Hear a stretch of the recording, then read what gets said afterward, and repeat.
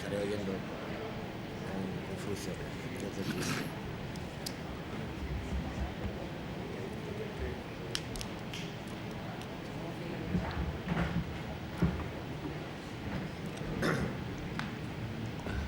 Bueno, buenas tardes, bienvenidas y bienvenidos a este sábado último, casi cerrando ya el Festival de las Letras, el tercer Festival de las Letras de la Puebla de Cazalla.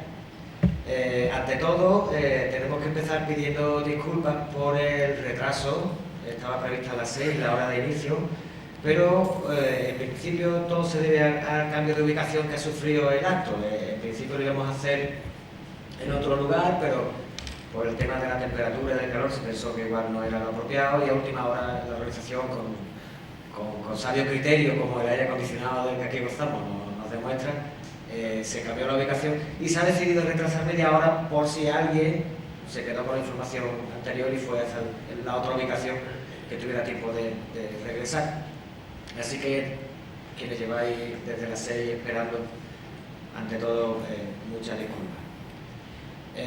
Lo segundo es, por la parte que a mí me corresponde, pues que cuando fui invitado desde la organización para moderar una mesa en torno a la figura de Fernando Quiñones, pues me sentí contentísimo, no solo por las vinculaciones que siente uno con este pueblo y con este festival y con la gente bonita que lo transita habitualmente, sino también porque la mesa era en torno a una figura muy cercana, que para mí, que es Fernando, paisano de Cádiz y maestro en los haceres y en los escribires, y bueno, entender que se hacía un homenaje en el Festival de las Letras de la Puebla a Fernando, pues tenía no solamente la dimensión literaria, que desde luego siempre Fernando representa siempre una figura a reivindicar, la obra de Fernando representa siempre una figura a reivindicar en cualquier ámbito que tenga que ver con la literatura, sino que además las vinculaciones a partir del flamenco con la Puebla pues también eran importantísimos, y bueno, no pude más que celebrar con alegría y con dicha que se dedicara este acto a la figura de Fernando en un festival y en un pueblo como este. Y bueno, mi nombre es Miguel Ángel y soy el encargado de presentar a los tres compañeros que hoy nos van a brindar esta mesa en torno a la figura de Fernando. Son personas las tres muy vinculadas a Fernando, que conocieron bien su persona y su obra, y presento por aquel lado, tenemos en aquel extremo al señor Alberto Portland, que viene desde Madrid. Alberto es un poeta, novelista, y un, digamos, audaz y heterodoxo investigador, lo cual no está reñido con ser asombrosamente quisquilloso con su trabajo y científico. Como poeta nos ha regalado libros tan enormes como País, que es su último libro, ¿no?, de poesía, País, o Pecados, o Peña. Y como novelista nos ha regalado novelas como Donde el sol no llega, o esa pequeñita obra maestra de la orfebrería lingüística que es Luz del Oriente. Además también ha dirigido documentales, recuerdo el de La Caja Española, un interesantísimo documental, y como investigador ha publicado ese asombroso trabajo que es Los Nombres de Europa. Y bueno, en breve va a sacar también un libro en torno al mito de Tarteso, y que es el fruto de la investigación de un montón de años, casi de toda su vida. A su lado tenemos a José María Velázquez Castelu, gaditano también, como Fernando, como servidor. José María es también poeta, cineasta, ha sido su trabajo, ese documental, esa serie documental, Rito y Geografía del Cante, serie para televisión. Es un cabal flamencólogo y estudioso del flamenco, que ha dado conferencias sobre el flamenco por todo el mundo. Es el responsable también de la programación de flamenco de Radio Nacional, especialmente con el programa de Cano Nuestro Flamenco, que lleva 3 décadas o más de 3 décadas ya en antena. Y bueno, sus vínculos con Fernando son casi tan intensos como sus vínculos con la Puebla, y bueno, supongo que se sentirá tanto en el pueblo como en la mesa, se sentirá como en casa. Y por último, aquí a mi otro lado está Juan José Telle, capitano en este caso de Algeciras, escritor y periodista, una mezcla curiosa. Su literatura está llena de periodismo y su periodismo está lleno de literatura. Es un periodista respetado por los escritores y un escritor respetado por los periodistas.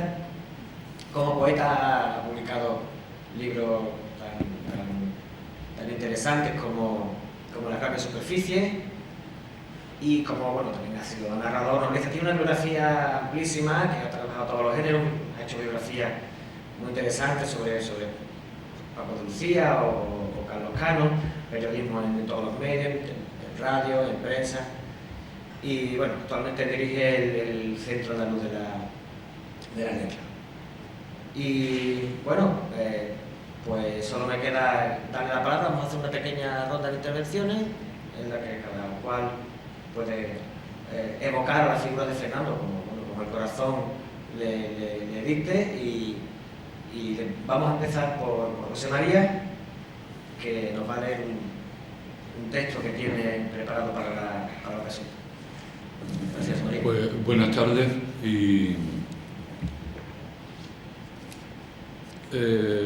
Mis compañeros me han pedido que lo haga yo primero porque lo traigo escrito. Ellos después van a intervenir sin papeles, van a improvisar sus cantes, seguirillas soleares y cantiñas gaditanas del señor Telle. Bueno, eso lo voy a decir yo, pero de Fernando Miñones.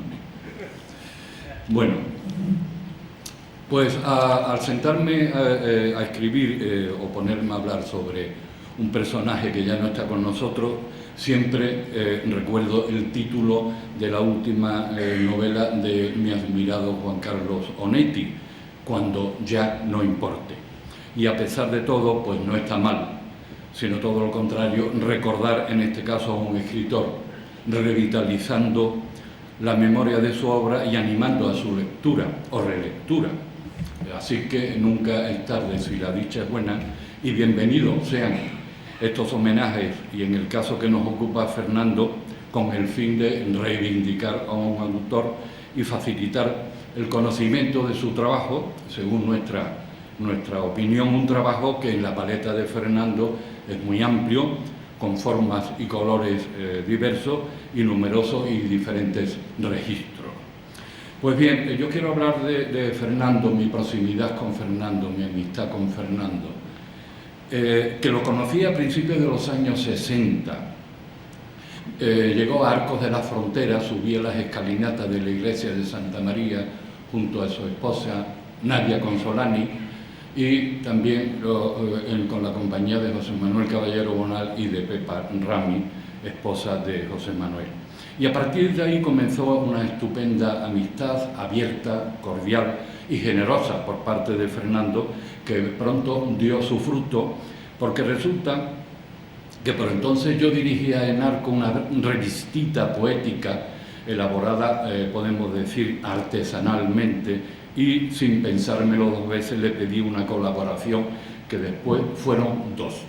Así que en el número correspondiente a primavera-verano de 1962 se publicaron en la revista Lisa 2 poemas de Fernando junto a otro de Luis Feria, que acababa de recibir el premio Adonais, Joaquín Caro Romero, Antonio Hernández o el poeta del puerto de Santa María José Luis Tejada.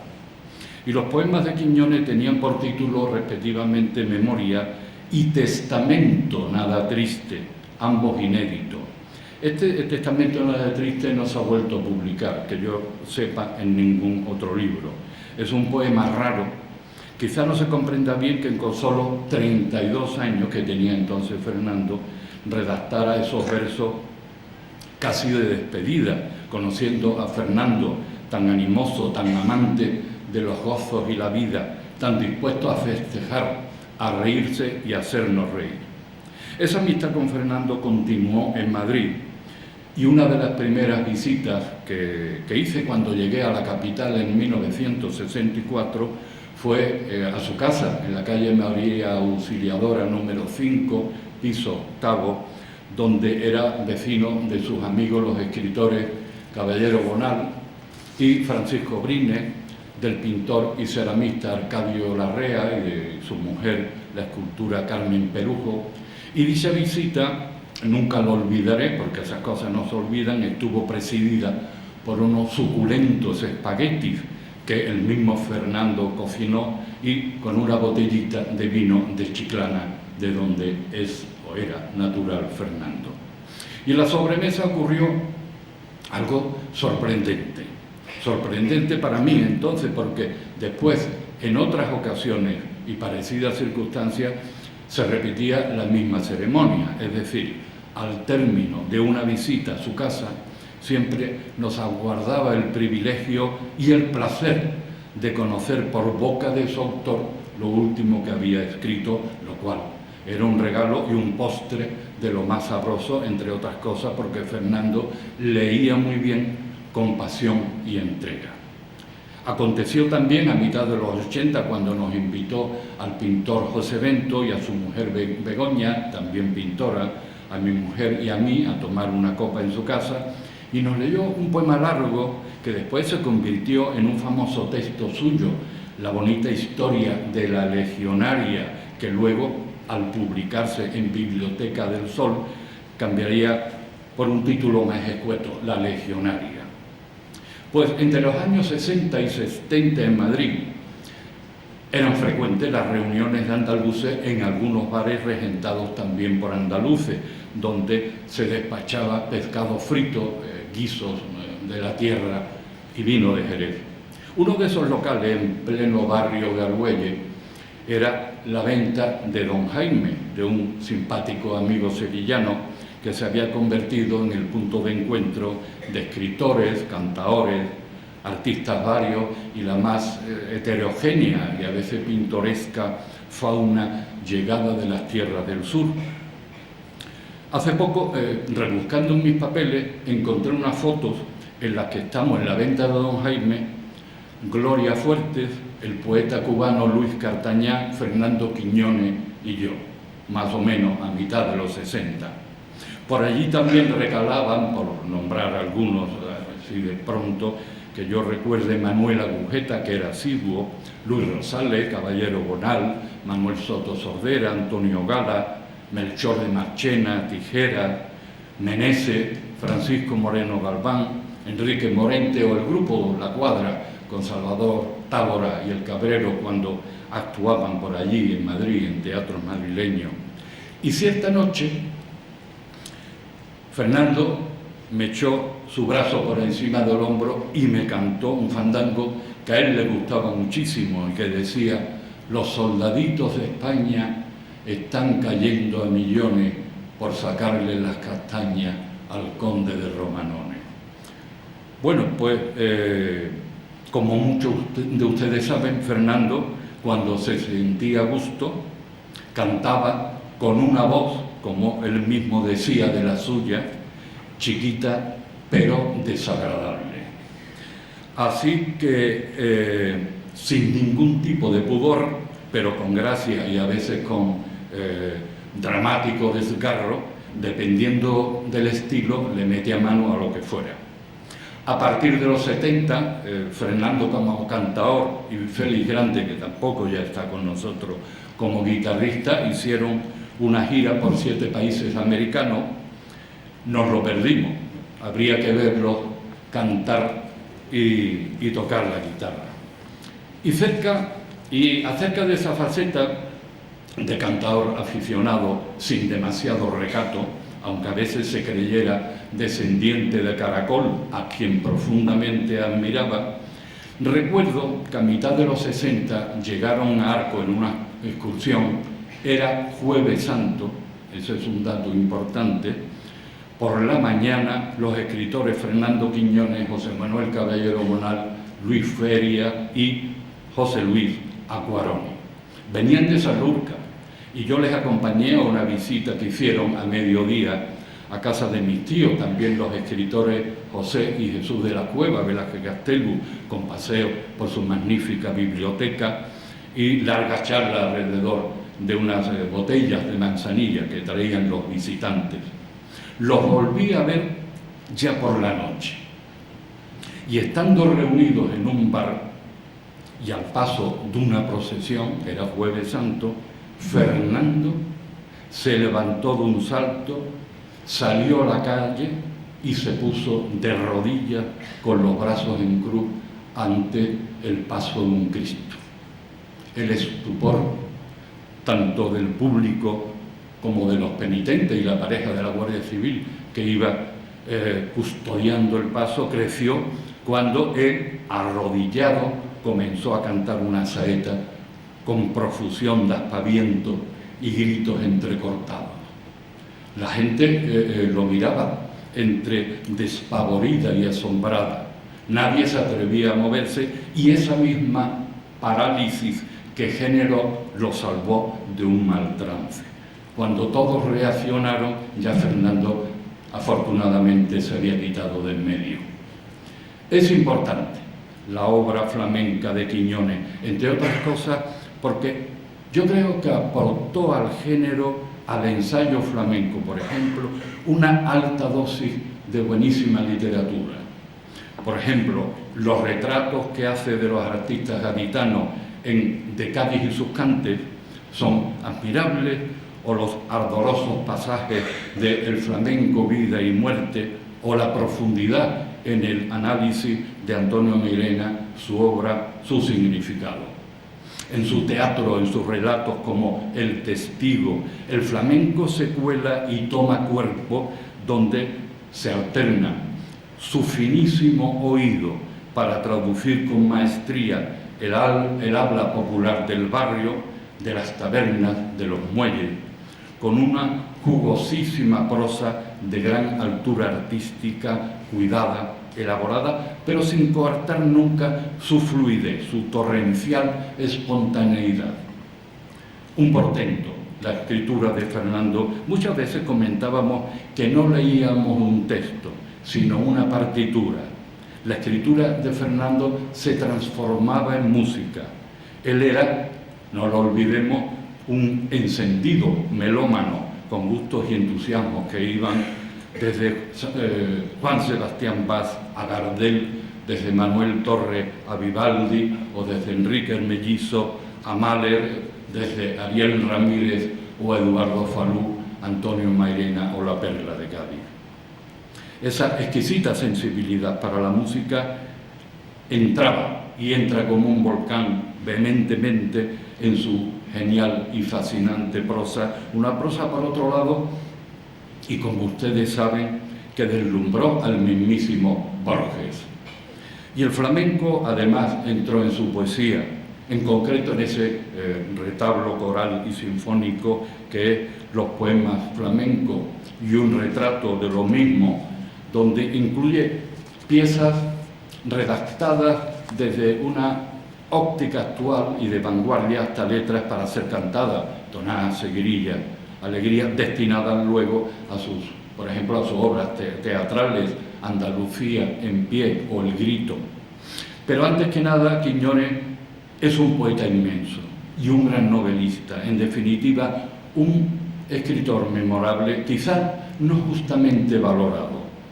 Y desde aquí quiero incitarles a que lo lean, quiero alentarles a que se acerquen a su obra, a sus magníficos relatos, a su imprescindible novela La canción del pirata, un portento de lucidez literaria y su lectura un disfrute total y gratísimo. También recomiendo vivamente la biografía Fernando Quiñones, Las crónicas de un hombre, de la profesora Amalia Vilche, con prólogo de mi ilustre compañero de mesa, Juan José Tellez. Tomo al azar de mi biblioteca algunos libros de Quiñones cuando estaba redactando estas notas Y me lleno de emoción cuando leo las diferentes dedicatorias. Escojo solo algunas.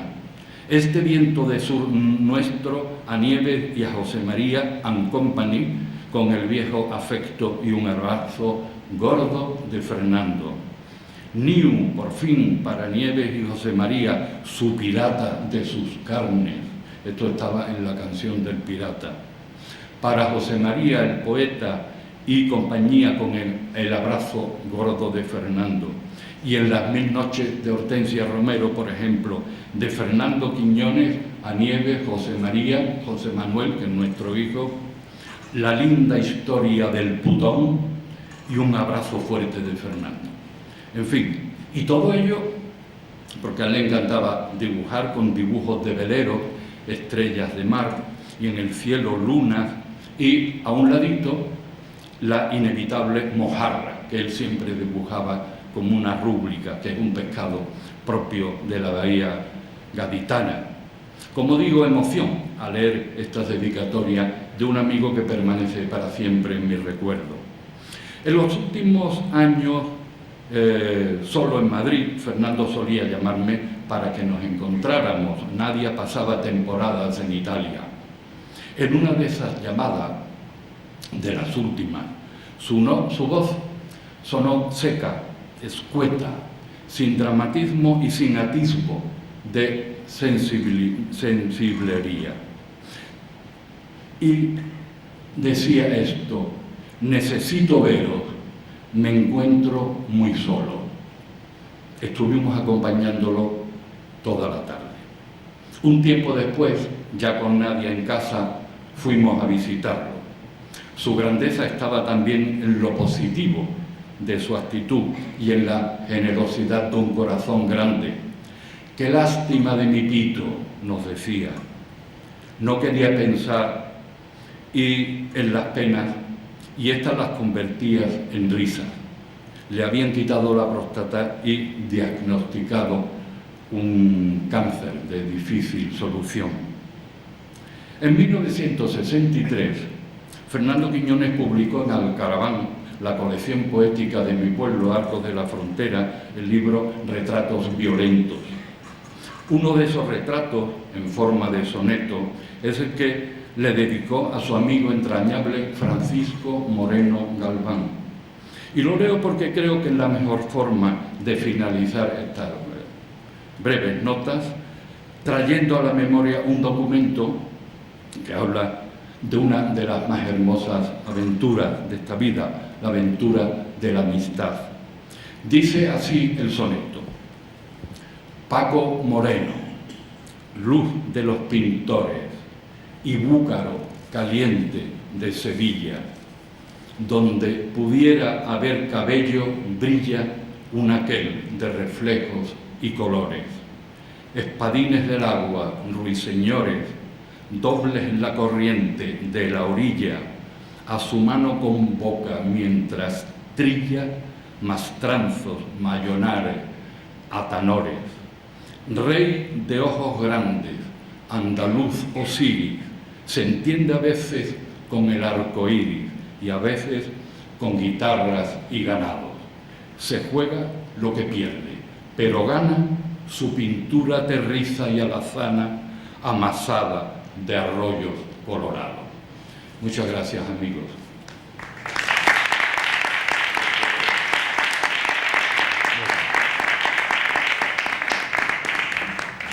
Muchas gracias, José María, qué interesantísimo texto, qué interesantísimo recuerdo. Cuántas puertas nos abre para hablar de Fernando, cuántos temas apunta sobre los que profundizar. Y luego, a raíz de la semblanza que ha hecho sobre su muerte, que buen momento después de todos estos años para sentarnos, mirar hacia atrás y ver todos estos años cómo la figura de Fernando, cómo la percibimos ahora, después de estos años sin él, con su ausencia, ¿no? Sobre esto o sobre cualquier otra cosa que estime oportuno, nos hablará Juan José Tellez. Buenas tardes, gracias por acompañarnos. Poco antes de iniciarse este acto me ha llamado por Ouija Fernando Quiñones y me ha dicho que menos mal que no lo habéis invitado porque a las 6 de la tarde él no hubiera estado dispuesto a acudir a una cita semejante a esta, porque tenía entre sus sagradas devociones la muy noble tradición de la siesta, que solía prolongar, no sin orinar, como Camilo José Cela, hasta bien avanzada la tarde. Fernando Quiñones era, para mí fue, perdón por la pornografía del recuerdo, como un segundo padre, o mejor dicho, como una suerte de padre literario al que le debo mucho de pupilaje artístico y sobre todo vital, porque en el caso de Fernando es imposible disociar la vida de la literatura o de sus múltiples actividades y asuntos. Decía José Bergamín de Rafael de Paula, se torea como se es, y tenía razón. Fernando Quiñones toreaba como era. El personaje llevaba al escritor y el escritor al personaje, y precisamente en esa especie de círculo, de extraño círculo vicioso, se encuentra probablemente la marginación y el desdén pacato y casposo que este país le tributa. Fernando encontró en la vida no solo los personajes, sino el léxico, el habla, la urdimbre de una literatura de primera línea, que probablemente sin ese conocimiento profundo de paisajes y de personajes no hubiera sido posible. Pero ese conocimiento profundo de paisajes y de personajes, su rico anecdotario, su biografía sin brida, políticamente incorrecta, apasionada y apasionante, le valió que le cerraran, y aún le sigan cerrando, las puertas donde los académicos han ocupado el templo de la vida. No hay Jesucristo creativo que les expulsa latigazos. Ellos están allí con sus cuadros sinópticos, sus llamadas a pie de página y sus fogosos discursos y tesinas sobre lo divino y lo humano, y Fernando sigue ahí afuera, a la intemperie, no tanto al margen de la historia, sino en los confines profundos de la leyenda. Fernando Quiñones está tocado por la gracia del mito, no más allá de su nombradía como narrador, como ensayista, como poeta, como hombre de acción, personaje de su tiempo. Está todo ese tumulto de recuerdos que nos sigue convocando en su disciplina profundamente libertaria, con un profundo ramalazo andalucista y un requiebro constante por la tradición. Fernando, como diría Félix Grande de Paco de Lucía, respetaba la tradición pero la desobedecía. Su poesía proviene de tradiciones muy distintas a las que en su momento reinaban sobre aquel país autárquico donde Fernando Quiñones Chozas había dejado de ser el niño bien del padre médico del colegio de San Felipe Neri con la gran burguesía gaditana, y ante la ruina de la casa familiar, con su madre muerta recién dada a luz, con su padre que había vuelto a contraer nupcias, y con la ruina que le atosigaba su casa, tuvo que empezar a buscarse la vida en los muelles de Cádiz. En aquellos muelles de Cádiz donde se topó con personajes como Luis el Mula, que quien haya leído sus coplas saben perfectamente que murió tiroteado por la policía en el puente de Brooklyn, pero después de dejarle a Fernando Quiñones una larga gavilla de experiencias y de enseñanzas sobre lo más importante que hay en la vida, que es la vida misma. Aquel niño del colegio de San Felipe que se fue a los muelles a trabajar y a vivir y a sobrevivir, se incorporó al grupo Platero. Este año es el centenario de Platero, y quizá está bien traído que vengamos a convocar, a reunir el nombre de Fernando con el nombre de Juan Ramón y de aquel grupo de poetas gaditanos entre los que figuraba Pilar Paz, el propio José Luis Tejada, ya dicho, y muchos otros. Fernando diferencia dos momentos de su vida poética, y es curioso como de tantos años después de su muerte el corazón me traiciona y sigo hablando de él en presente, por algo será.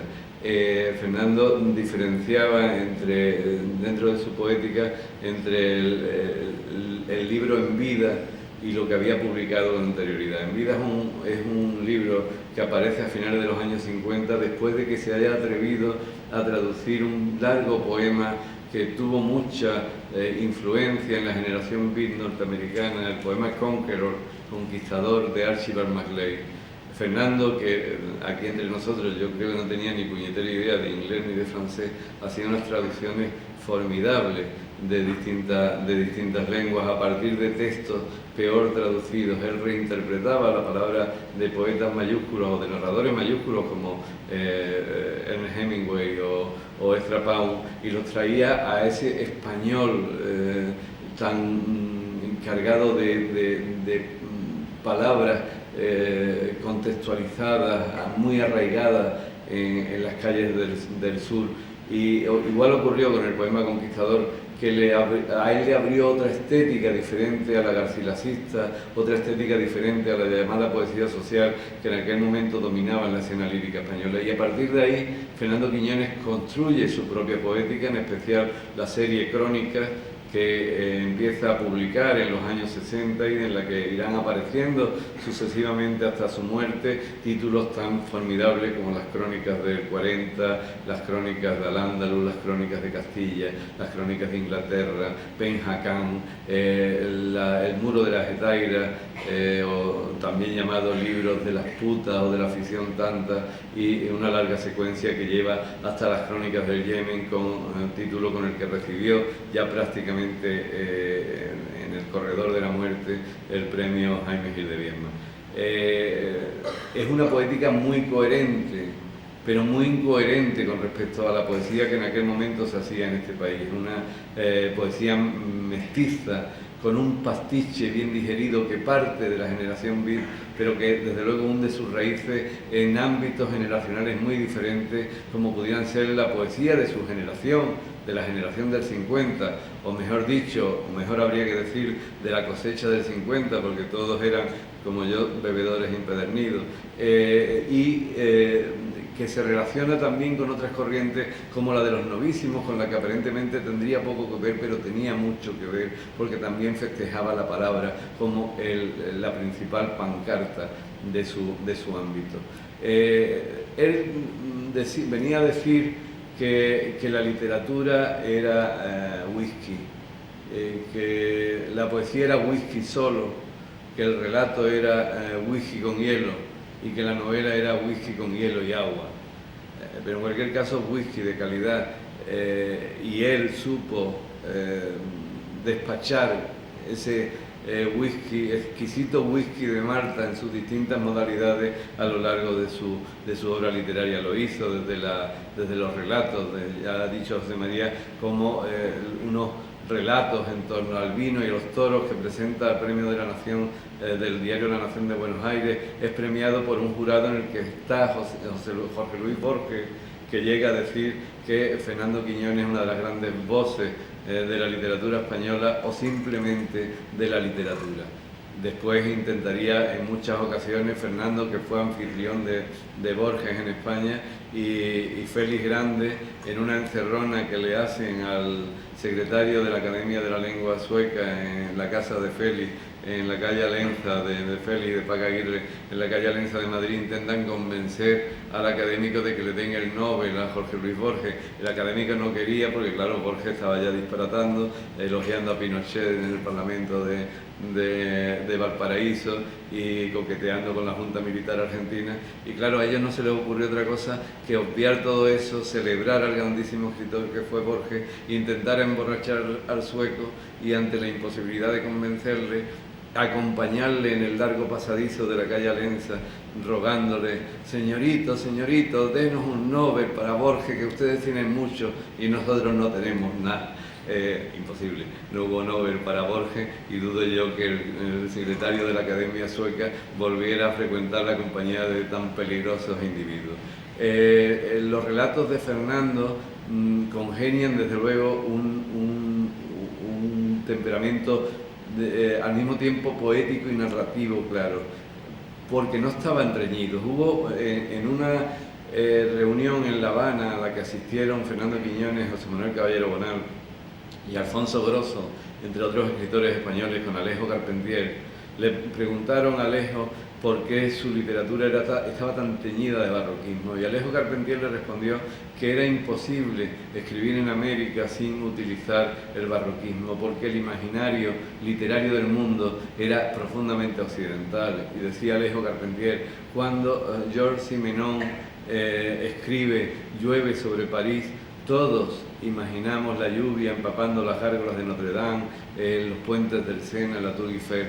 Pero, decía Alejo Carpentier, ¿cómo describir una realidad tan cambiante, tan diferente de América, desde Alaska a la Tierra del Fuego, sin describir cada uno de los paisajes, cada uno de los personajes tan desconocidos, tan ignorados, tan despreciados?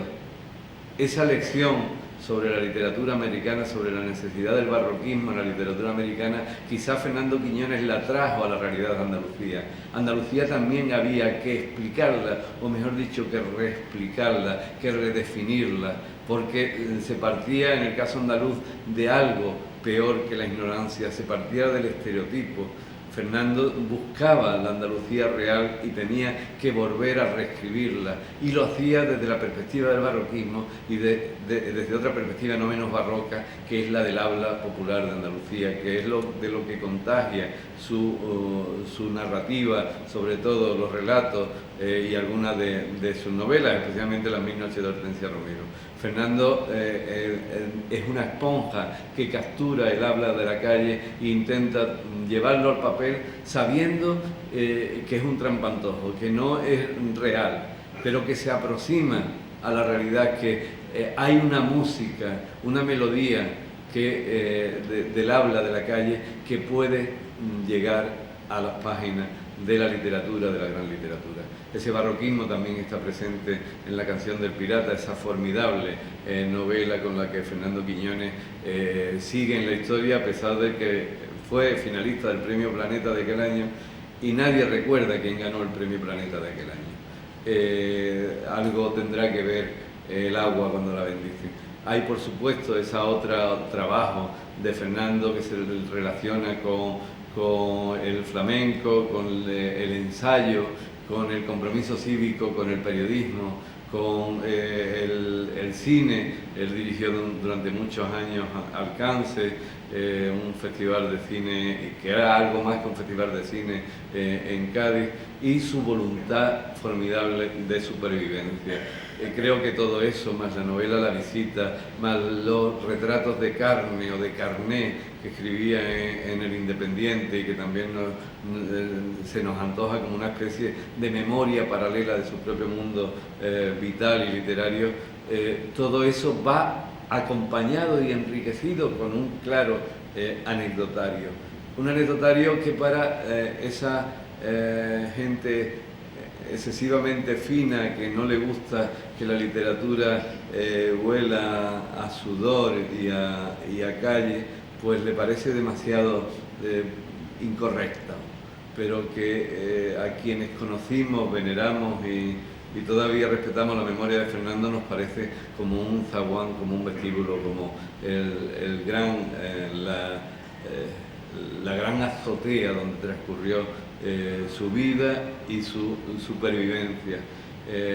Fernando Quiñones, voy a intentar contar alguna de esas anécdotas. Al final de su vida empezaron a sobrevenirle homenajes.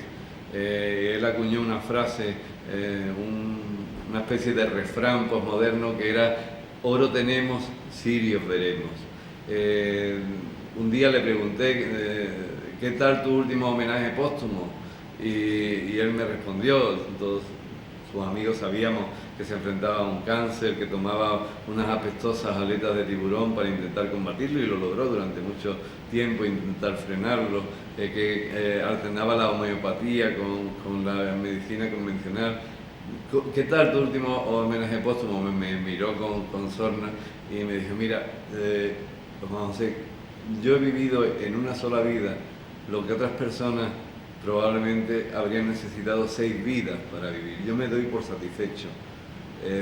probablemente le hubiera divertido mucho saber, seguramente lo sabe porque usa mucho la Ouija, como digo, que en su entierro en el tanatorio de Chiclana se hizo una cola para darle el pésame a Nadia, a su viuda, aquella Nadia veneciana que estaba ya menos, pero estaba profundamente enojada con su suegra, que era Cádiz, porque le atrapaba a Fernando y lo distanciaba de ella.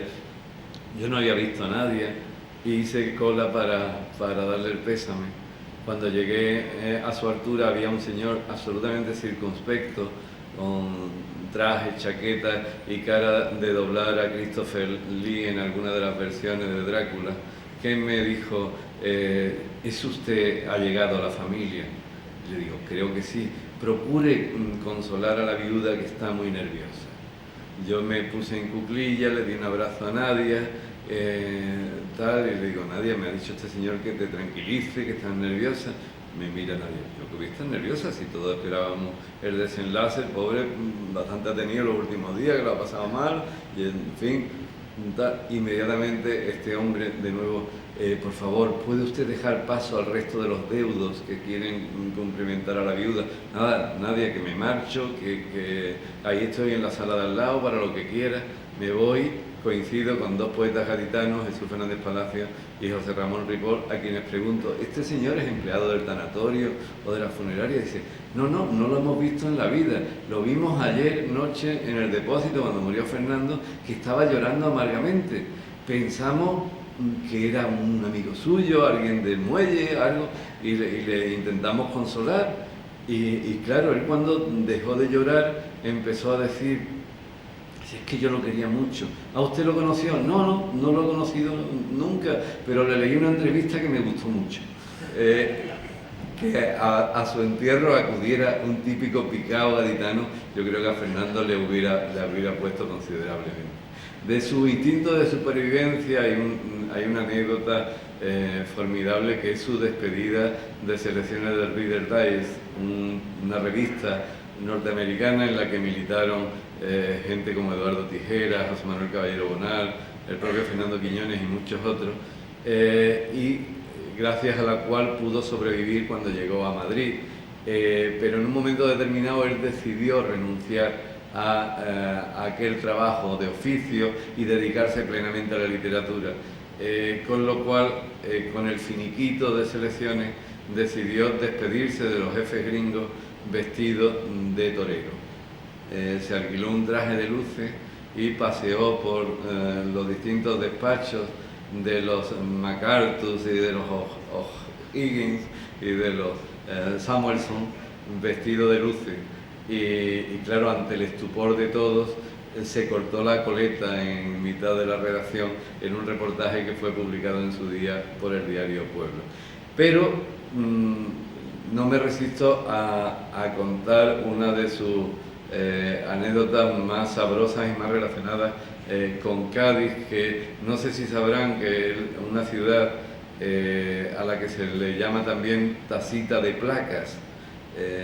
Hay placas por todas partes, la más célebre probablemente sea la que cuelga de la casa que fuera de José María Pemán. Fernando Quiñones apreciaba, por cierto, mucho a José María Pemán, por eso cuando el Diario de Cádiz empezó a publicar una reedición de los artículos de Pemán, Fernando estaba bastante preocupado, me dijo, si hay que ver, claro, cuando dicen que Pemán es un mal poeta, los amigos suyos decíamos, sí, pero es un gran dramaturgo. Pero claro, Estudio 1 empezó a poner las obras de Pemán y ya no podíamos decir que era un gran dramaturgo, se nos quedó simplemente la posibilidad de decir que era un gran articulista. Pero claro, ahora el Diario de Cádiz publica sus artículos, con lo cual lo único que nos va a quedar decir que era un gran conferenciante. Pues la placa de la casa de Pemán, que es aquí vivió y murió don José María Pemán y Pemartín, fue observada una noche por el Beni de Cádiz y por Luis Escompare, por el Cojo Peroche. Y el Beni le pregunta al Cojo Peroche, Cojo, ¿tú crees que cuando yo muera pondrán un letrero como ese en mi casa? Y le contestó el Cojo, pues sí, Beni, se vende. A Fernando le disgustaban profundamente las placas, sobre todo porque eran inútiles. Él no conducía, tenía carnet de conducir, pero lo había dejado y utilizaba mucho el transporte público. Así que cuando en alguna ciudad o en alguna población, espero que no ocurriera algo así en la Puebla, le regalaban una placa conmemorativa de su paso por la villa, él con mucho cuidado decía de no romperle la crisma a algún cabrero, cuando salía en autobús o en tren, procuraba tirarla en el primer solar que viera.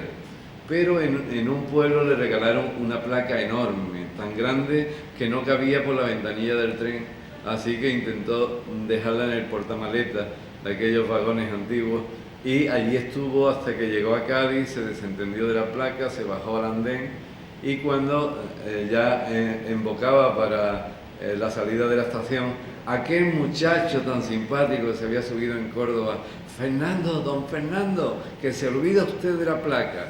Se llevó la placa a su casa de Rosario Cepeda en Cádiz, intentó darle varias utilidades, entre ellas tapar toneles de aceituna, en fin, utilidades prácticas. Le sobrevino uno de esos homenajes, todavía no estaba enfermo, en la Peña La Estrella, una peña carnavalesca gaditana, y Fernando dijo, esta es la mía.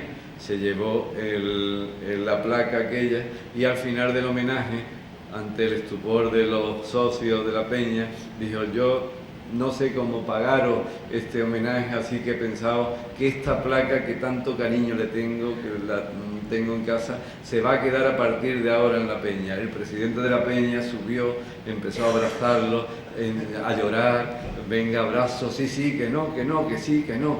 Un gran duelo a muerte entre abrazos y lágrimas, hasta que el presidente zanja el debate y dice, Fernando, en nombre de todos los socios, acepto la donación de la placa, pero en nombre también de todos los socios me comprometo a hacerte una copia fidedigna de la misma.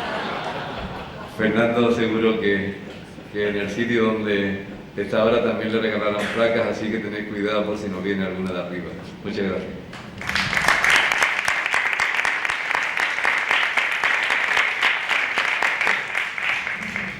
Muchas gracias, Juan José. Bueno, ese abigarrado anecdotario, ¿no?, de la biografía de Fernando, que siempre nos enternece y nos hace sonreír, tan rico y tan ilustrador de su vitalismo y de cómo era, aunque como bien ha dicho también Juanjo, es cierto que muchas veces ese pintoresquismo de su biografía ha acabado prisando en muchos casos la propia obra y el propio valor de la obra de Fernando, dándole más importancia al piruetista que a la pirueta. De todas formas, de su biografía hay una etapa, que es su etapa en Madrid, que Alberto Borland conoce muy bien, porque fueron los años en los que más convivió con Fernando. De hecho, la anécdota que ha contado Juan José sobre la casa de Félix Grande, con señorito y señorito de vuestro Nobel para Borges, Alberto esa noche estaba ahí en aquella reunión. Bueno, sobre esto sí que parece bien, o sobre cualquier otra cosa, tiene la palabra Alberto Borland. Muchas gracias. ¿Es este? Sí, la historia nos hace, qué sé yo, de testigos, nos hace culpables o inocentes de algunas de las cosas que hemos presenciado. La anécdota que ha contado Juanjo es casi exacta, pero es tremendo, ¿no? Porque uno ahora mira para atrás en aquel corredor enorme de la casa de Félix, ya no ve a nadie. Ya no ve a nadie. La cuestión fue así. Yo tuve una suerte enorme, porque terminé la carrera y el 1 de enero de 1975 empecé a trabajar siendo un muchacho, en Cuadernos Hispanoamericanos. Cuadernos Hispanoamericanos era entonces una isla en el mar azul de un instituto que se llamaba Instituto de Cultura Hispánica, que había dirigido en su momento un individuo, un sujeto llamado Blas Piñar, por ejemplo, que había sido defenestrado de aquello por hacer una crítica a los americanos, una crítica del siglo XVII, XVIII tal vez, a los americanos. Un instituto que poco a poco se convirtió en una superestructura llena de pequeñas celdillas, en algunas de las cuales se acomodaban elementos no muy bien vistos en realidad por el régimen, pero que tenía que aceptar, ¿verdad? Porque se le imponía la realidad de la visión del mundo de España, de la visión de España por el extranjero. Y en fin, en una de esas celdillas estaba, por ejemplo, Luis Rosales. En otra celdilla estaba Cuadernos Hispanoamericanos, dirigido entonces por Maravall, por José Antonio Maravall, un historiador realmente notable, un hombre de una pulcritud investigadora de primera magnitud, que ayudó mucho a Félix en su trabajo de investigación del flamenco. Le dirigió, le dio una serie de claves bibliográficas importantes, le presentó a una serie de personas. En fin, Cuadernos Hispanoamericanos fue durante esa época algo muy notable, ¿verdad? Porque no se lo niego, se abría la puerta y aparecía Julio Cortázar, ¿saben? O se abría la puerta y aparecía Gabriel García Márquez, o se abría la puerta y, en fin, aparecía cualquiera.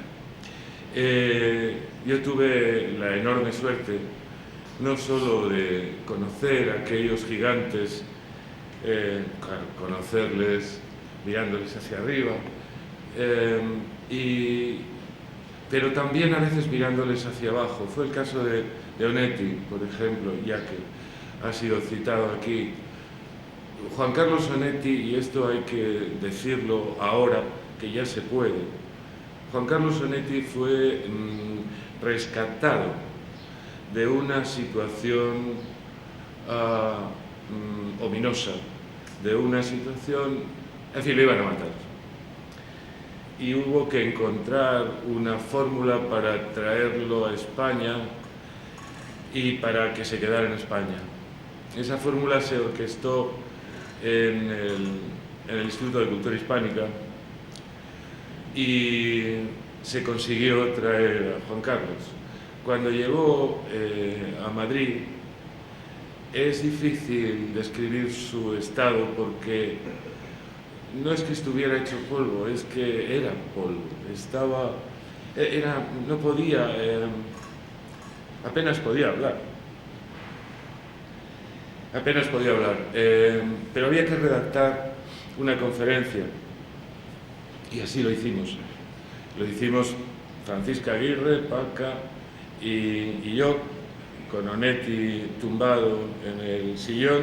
De vez en cuando decía alguna palabra terrible, y nosotros procurábamos confeccionar lo que era el pasaporte de Juan Carlos para España. Me estoy yendo muy lejos, pero Fernando no trabajó en no, Fernando colaboraba habitualmente en Cuadernos Hispanoamericanos y allí fue donde yo tuve ocasión de conocerle. Me cayó muy bien desde el primer momento, porque era diferente a la gente que pasaba por allí. Era diferente en muchas cosas, en su jovialidad, por ejemplo. Era diferente, qué sé yo, en la empatía, ¿no? Era una persona con la que uno se se sentía a gusto. Uno era yo, claro, no sé si todo el mundo, he conocido gente que le detestaba, francamente. Tal vez porque no le conocía lo suficiente, o tal vez porque ya venía de fábrica para detestar a gente, ¿no? La cuestión es que vamos a esa anécdota. Bien, esa noche en casa de Félix, en la calle Alenza 8, quinto C, que tantas cosas vio, se celebraba, es decir, se celebraba. Íbamos a cenar, sencillamente, no se celebraban cenas en casa de Félix, cenábamos y ya está. Y Paca hacía sus cosas, se esmeraba un poco en la cocina y esa noche estábamos allí, un caballero sueco llamado Arthur Lundqvist, su mujer, una señora sueca de muy buen ver. Lundqvist era, como diríamos, el ojeador de la Academia Sueca para la lengua castellana. Y vivía en Madrid, pasaba largas temporadas en Madrid. Bien, estaban Lundqvist, su mujer, Félix, Paca, Fernando y yo. Y desde luego, Félix, Paca y yo sabíamos que en algún momento de la cena Fernando iba a salir con Borges. ¿Por qué iba a salir con Borges? La cuestión era saber cuándo.